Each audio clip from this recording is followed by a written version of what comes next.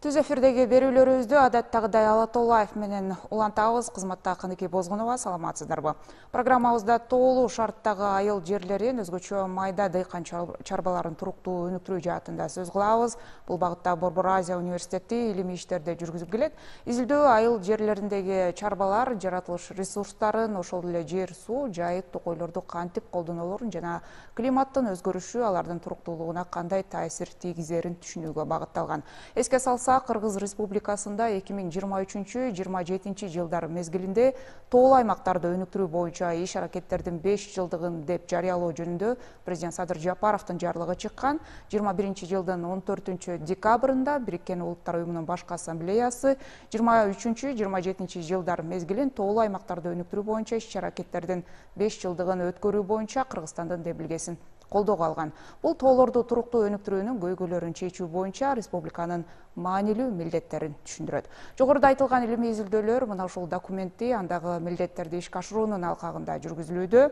Бул боюнча бизге маек берүү үчүн айыл чарба илимдеринин доктору Азамат Азаров келди. Азамат мырза, саламатсызбы? Студиябызга кош келдиңиз. Ыраазычылык билдирем атайын убакыт бөлгөндүгүңүз үчүн. Изилдөө тууралуу айттык.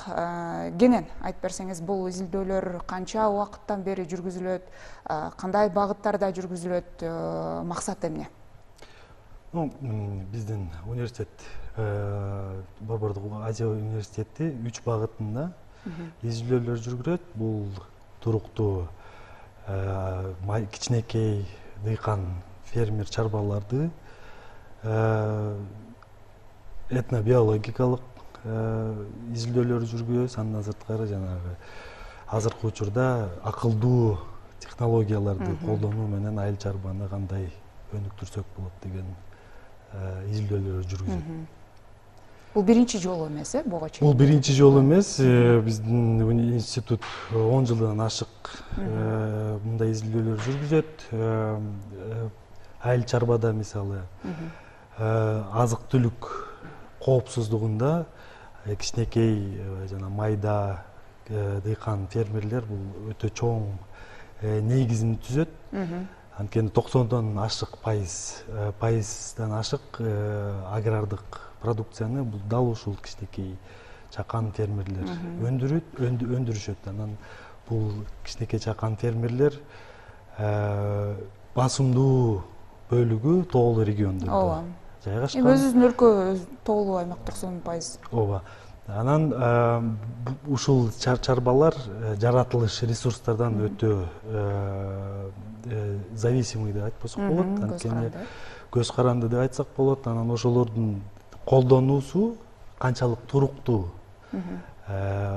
кандай көйгөйлөр ошол ресурстарды иштетүүдө болуп атканын биз изилдеп, анан ошонун жыйынтыгында баягы ошонун рекомендацияларды беребиз. Кандай ошол ресурстарды иштетилгенде биз туруктуу.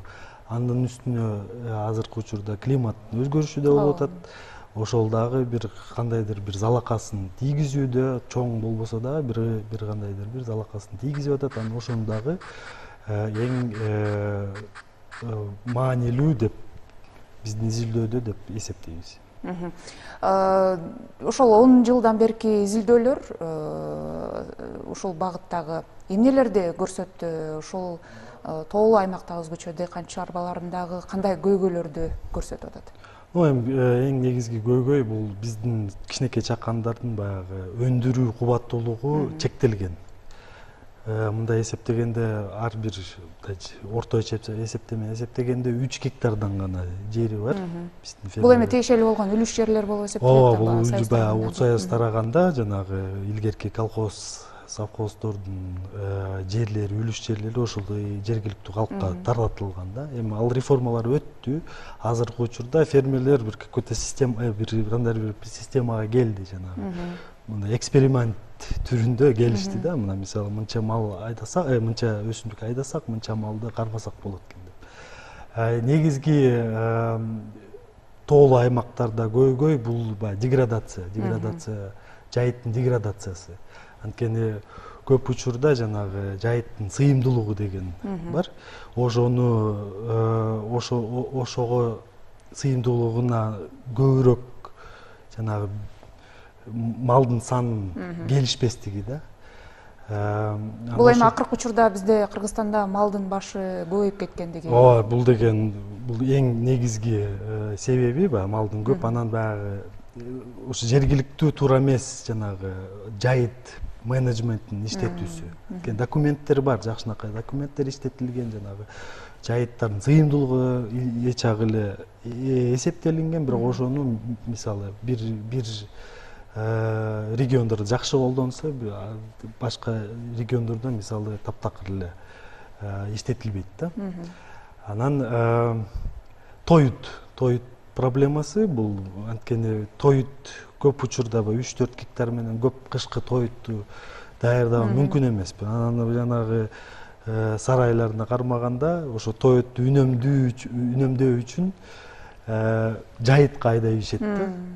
Анан в основном көп учурда жанагы айылдын тегерек четиндеги жайыттар деградацияда учурайт да негизи.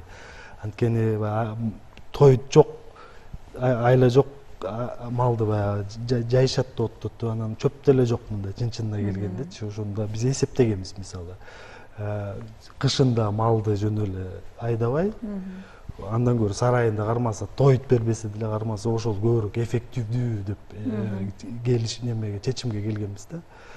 Андан сырткары жөн эле малдын санын чоңойтуу бул деле чоң деле пайда алып келбейт. Мисалы ошол эле 2 эсе кыскартып, бирок ошо тоюттун убагында берип, ошо бакса, экономикалык жагында көбүрөөк эффективдүүлүгүн көрсөтөт да.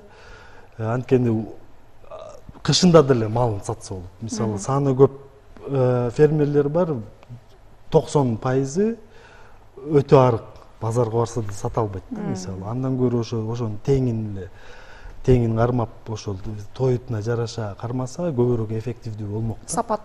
Сапаттуу, ликвиддүү, ар убакытта сатканга мүмкүнчүлүгү болот да. Ошол эле кыргыз тукумундагы уйлар, кой болсо делечи. Бул мал чарбачылыгы боюнча, дыйканчылыктачы жер иштетүүдө? Жер иштетүүдө тоодо эми баягы бул агроэкологикалык деген шарттар болот. Мисалы ошол эле тоолуу региондо биз өзгөчө бир ыкма ойлоп тапканбыз, анан ошондо сунуштайбыз да, баягы методология киргизгенбиз. Ар бир региондо өзүнүн өзгөчө шарттары болот, анан өзгөчө көйгөйлөрү болот. Ошондо агрардык политиканы жүргүзүп атканда ошолорду эске алганга жакшы да. Мисалы биз 1,5 метр деңгээлде, анда 2000 метр деңгээлге чейин фермерлер, мисалы көйгөйлөрү өзгөчө, анан 2000ден өйдө жайгашкан айылдар, ошол жерде иштеген фермерлердин көйгөйлөрү негизи айырмашы мүмкүн да. Мисалы ылдыйраак жерлерде вегетационный период деп коет, узунураак. То есть арпа, буудай деле өсөт, инфраструктурасы мисалы жана суу баскан жерлер көбүрөөк, баягы Советский Союзда ошол баягы равнинный жерлерде көбүрөөк басым беришкен да. Алыскы баягы тоолуу аймактарда андай шарттар жок. Мисалы ошол эле климат башкача. Мисалы бизде буудай өссө, ат башы же Кочкордун мисалы бийигирээк жерлерде буудай өспөйт. Жайы кыска, кышы узун. Жайы кыска, немеси да узун да. Анан ошону эске алыш керек. Аграрный политиканы жүргүзгөндө, уже эффективдүү кылыш үчүн ошолордун баарын эске алышыбыз керек. Анын үстүнө могу климаттын да өзгөрүшү азыр, мисалы салакасын тийгизип атат. Мисалы ошол эле акыркы изилдөөлөрүбүз көрсөттү, нарында эле жайында мисалы жанагы күндүн өтө кескин ысып кеткен учурлары көбүрөөк болуп баштады. Мисалы ошол эле фермерлер мурун бир жумада бир жолу эле сугарса, азыр ошол сугаруу процесс дагы уже узакта болуп, анан көбүрөөк болуп баштады да, мисалы. Бул дагы климаттын өзгөрүшүнүн бирден бир себеби да, мындай терс таасир айтсак болот. Ошол эле мисалы убагында сугарбай калса, түшүмдүүлүк да азайып атат деп. Биздин изилдөөлөрдө биз мисалы экологиялык жана социалдык методдорду колдонобуз да. Сурамжылоо мисалы барып бир бөлүгү сурамжылоо, экинчи жагы жанагы аба ырайы боюнча температура, суунун көлөмү жана ошонун баары научный данныйларды чогултуп, ошону анализдеп, ошонун негизинде рекомендациялар жасайбыз да. Анан акыркы изилдөөрүбүз көрсөттү, элдин анан экологиялык данны дал келиши. Мисалы элдер айтып атат, ооба температура чоңоюп атат, осадка жаан чачын, каар да азайып атат акыркы учурда да. Ошол биздин данныйларды салыштырсак чын эле ошондо өтө кескин эмес, баягы критикалык абалда эмес, бирок уже ошол айтканы байкалууда да. Ошону илимий жагынан дагы ошону тастыктап чыктык, мындай айтканда. Ошол сиз жана ошол илимий изилдөөлөрдүн негизинде сунуштарды берип атабыз деп атпайсызбы? Ал сунуштар кимге берилип атат? Тиешелүү министрликтерге, мекемелерге, жергиликтүү бийликкеби же ошол дыйкан фермерлердин өзүнө? Эми дыйкан биз баягы илимий иш биздики мындай теоретикалык чечимдерди жана немелерди гана алып келе алабыз. Жергиликтүү немелер департаменттер менен мисалы иштешебиз, ошолордон түз негизи түз маалымат алабыз да, ошолор менен иштеп, ошол жерде да эксперттер бар. Ар бир айыл өкмөттө мисалы жайыт боюнча адистер бар, айыл чарба боюнча адистер бар, ошолор менен сүйлөшүп, кандай көйгөйлөр бар деп ошолор менен түзмө-түз иштейбиз. Андан сырткары жергиликтүү конференция жана международный конференцияларга да катышабыз, ошолорду таратканга аракет кылабыз биздин жыйынтыктарыбызды. Ошону сиздер сунуштаган берген ошол илимий изилдөөлөрдүн негизинде мындай иш аракеттер барбы? Ошол эле жергиликтүү бийлик тарабынан ошо сиздердин илимий изилдөөгө таянып, жок ушул мисалы жайыттарды сакташыбыз керек экен же болбосо климаттын өзгөрүшүнө байланыштуу биз ошол айыл чарба дыйканчылык кылууда мисалы башка аракеттерди көрүшүбүз керек экен деп бир аракеттер барбы же сиздердин баягы сунуш бойдон эле калып атабы деген маселеде? Жок, андай антип айткандан мен алысмын. Анткени биздин макалалар мисалы илимий макалаларыбызды ошол жергиликтүү мен иштеген мекемелер дагы көрүп, анан ошого кандайдыр бир инвестиция кылып атканда ошонун баарын карап туруп жазышат да. Биздин илимий иштерди биз кыргыз тилине, орус тилине, англис тилине таратканга аракет кылабыз да. Анан ошонун алкагында жергиликтүү же эл аралык мекемелер мисалы финансирует, финансын алып келебиз дегендер ошого таянып гана иш чарасын жүргүзүшөт да негизи. Эми айта кетчү нерсе, бул жерде Кыргызстандагы айыл чарбасы эле эмес, кайсы тармак болбосун ошо илимге таяныш керек да, алдыга аракет кылууда. Сиздердин изилдөө Кыргызстандын баардык булуң бурчун камтыйбы же ошол тоолуу аймактарга өзгөчө басым жасап атасыздарбы? Мисалы Нарын сыяктуу дыйканчылыкты эске алганда. Биздин изилдөөбүз негизинен Кыргызстан боюнча, Кыргызстан гана эмес, Тажикстанда да. Анткени биздин университет эки жерде азыркы учурда иштейт. Нарында бизде кампусубуз бар, андан сырткары Хорок Тажикстанда да бар. Негизги изилдөө басым биз тоолуу аймактарга жасайбыз да. Баткенде, Жалал Абадта дагы илимий проекттерибиз бар, жүрүп атат, илгертен болгон. Чүйдө деле, бирок чүйдүн жана тоолуу региондорунда да. Анткени тоо 90 баарыбыз билебиз, 90-95тен өдө Кыргызстандын территориясы тоолуу аймак. Анан азыраак өнүккөн именно ошо тоолуу аймактар деп эсептелинет да. Азыр бизде технологиянын заманы болуп атпайбы? Өзгөчө эми азыр айыл чарба министрлиги деле, тийиштүү мекемелер, жергиликтүү бийлик деле ушул дыйкан фермерлерди ушу жаңы технологияларды колдонууга чакырып атат. Ошол эле климаттын өзгөрүшүнө байланыштуу жыл сайын суу маселеси дагы курчуп баратат. Мында тамчылатып, жамгырлатып суугаруу системаларын колдонуу. Азыр кандай бизде ошол жаңы технологияларды, агротехнологияларды колдонууда биздин дыйкан фермерлер абалы? Ал багытында да биз иштеп атабыз. Мисалы быйыл жаңы кичинекей проектти баштадык. Баягы акылдуу айыл чарба күнөсканалар деп аталган проекттер.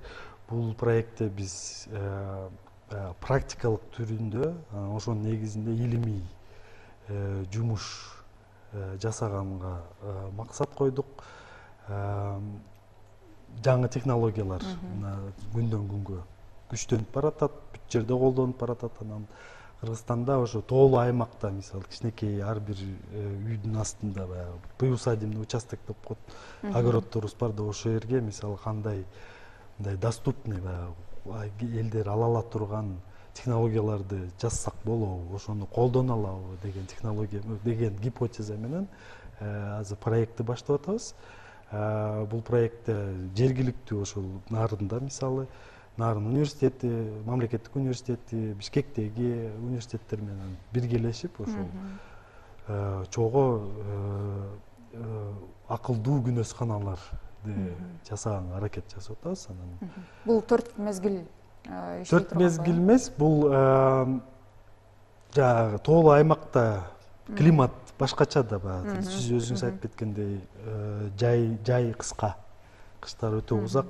Биз мындай айтканда парнектер да, жайында гана иштетиле турган. Мисалы эртерээк, мисалы мартта эле айдап баштап, ошо кечки күзгө чейин иштете турган технологиялар болот да. Мисалы ошол эле сууну кантип сактайт, мисалы жаан жаса суу сактагыч болот, ал автоматикалык түрдө сууну баягы тамчылатуу системасы менен алып барат.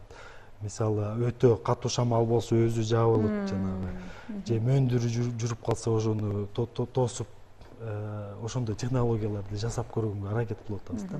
Аны ошону жергиликтүү калкка, мисалы Нарын гана эмес, башка региондорго дагы мындай жайылтуунун дагы мүмкүнчүлүктөрүн изилдейбиз да. Жалпысынан кандай бизде дыйкан фермерлерди ушу жаңы технологияларды колдонууда? Колдонуу жакшы эле, анткени биз баягы изилдөөбүздө жергиликтүү эл менен иштейбиз. Ошолордон сурайбыз, ошолор көйгөйлөрүн ошолор билет. Анткени ошол региондордо жашашат да, алар күнүгө ошол көйгөйлөр менен көрүшөт да. Анан баягы ошолордун тажрыйбанын негизинде биз ошолордун баарын жасайбыз да. Анткени мисалы ошол эле акылдуу күнөсканалар ошол эле фермерлер бизге сунуштады да. Мисалы монтип жасап көрсө кандай болот? Нарында мисалы огурцы, малина өстүргүбүз келет. Анча-мынча региондордо, жана ошолор айтат, ошону кандайдыр бир ыкмалары барбы, ошону колдонгонго, ошону биз иштете алабызбы деп. Анан ошолор негизги мындай айтканда баягы информациянын булагы ушу жергиликтүү калк биз үчүн. Муну сурап атканымдын себеби жалпысынан ушул мал чарбачылыгында, дыйканчылык кылууда канчалык деңгээлде ошол жаратылыш ресурстарын сарамжалдуу, натыйжалуу пайдаланып атат, ошол маданият айыл чарбасында канчалык өнүгүп калды деген маселени сурагым келип атат да. Биздин дыйкандар канчалык ошол нерсени үйрөнүп калды? Мисалы сиз айткандай жерди жөн эле пайдалана бербей, андан түшүм, анан кирешени актоо деген маселе дагы бар да. Өнүккөнү эми мындай айтканда баягы өзүнүн системасына келди негизи. Уже акыркы 30 жылда уже үйрөнүштү да, муну айдасак мындай экен деп. Фермерлер өзү эркини бар да, эмнени айдасам болот деп. Бирок ошол негизги басымдуулук ошо мал чарбачылык эле. Тоолуу аймактарда ошо мал чарбачылык эле басым жасашат да. Мисалы бирдемени айдаса деле ошол тоют катары айдашат. Анткени мал бул баягы кыргыздар үчүн баягы илгертен эле мал биз үчүн эң негизги киреше булагы, ошол азык түлүктүн коопсуздугунун негизи да ошол болчу да. Анан ошол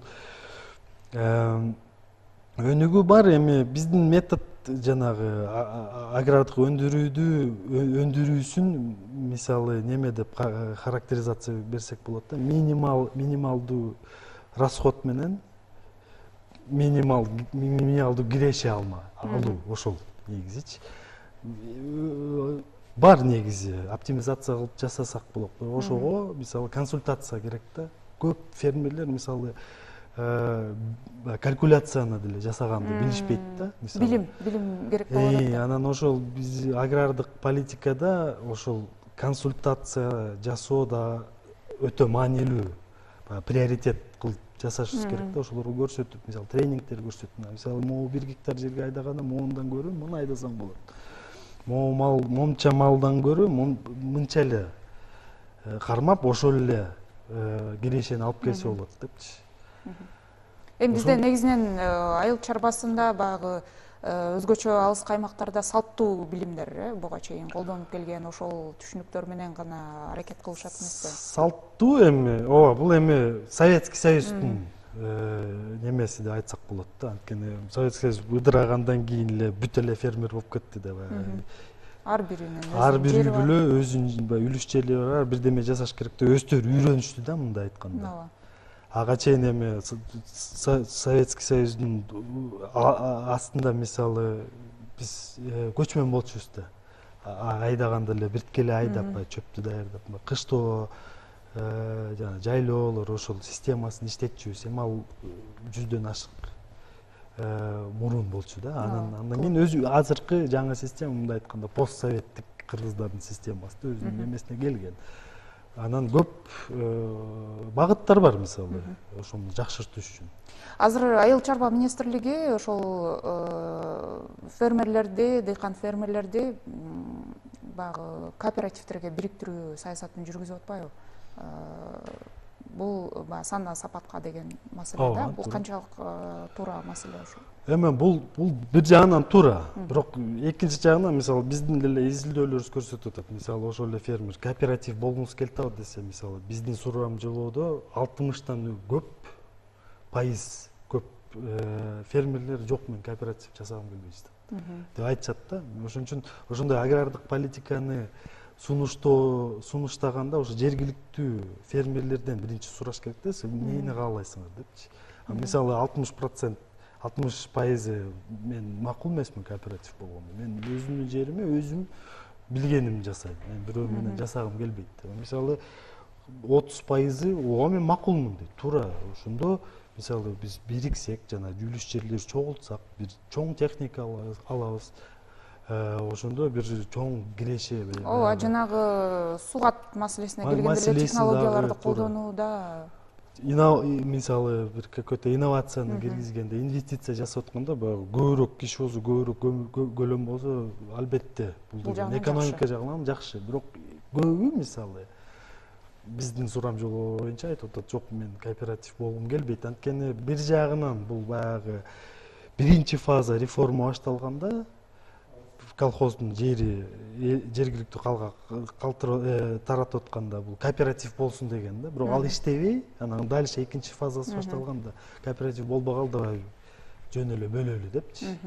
Балким ошол дагы бир причинасы деп айтсак болот да. Эми аны дагы сураш керек негизи. Жакшы. Эми сиздердин изилдөөлөр эң негизгиси ошо тоолуу аймактарда дыйканчылыкты, мал чарбачылыгын бүгүнкү заман талабына жараша өнүктүрүүдө, климаттын өзгөрүшүнө ыңгайлашып, ошол кирешелүү тармакка айландырууга жардам берип аткандыгын айткыбыз келди. Бизге бөлүнгөн убакыт соңуна келип калды. Азамат мырза, дагы бир ирет ыраазычылык билдирем. Убакыт бөлүп студиябызга келгендигиңиз үчүн ишиңизге ийгилик каалайм. Сизге да рахмат. Алатолаевдин бул чыгарылышында Кыргыз Республикасында 23-27 жылдар мезгилинде тоолуу аймактарды өнүктүрүү боюнча иш-аракеттердин 5 жылдыгы деп жарыялоо жөнүндө президент Садыр Жапаровдун жарлыгын ишке ашыруу алкагында тоолуу шарттардагы айыл жерлерин, өзгөчө майда дыйкан чарбаларды туруктуу өнүктүрүү жаатында жүргүзүлгөн илимий изилдөөлөр тууралуу сүйлөштүк. Ага биздин маекке айыл чарба илимдеринин доктору Азамат Азаров жооп берди.